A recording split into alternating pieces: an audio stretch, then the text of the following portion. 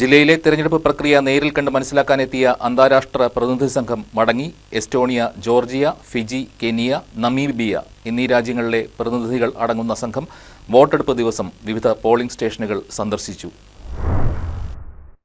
5 രാജ്യങ്ങളിൽ നിന്നുള്ള പ്രതിനിധി സംഘമാണ് ജനാധിപത്യ പ്രക്രിയയുടെ നെടുന്തൂണായ തിരഞ്ഞെടുപ്പ് നടപടിക്രമങ്ങൾ വീക്ഷിക്കാനായി ജില്ലയിലെത്തിയത്. കൊച്ചിൻ അന്താരാഷ്ട്ര വിമാനത്താവളത്തിൽ അസിസ്റ്റന്റ് കളക്ടർ പാർവതി ഗോപകുമാറിന്റെ നേതൃത്വത്തിൽ പ്രതിനിധി സംഘത്തെ സ്വീകരിച്ചു.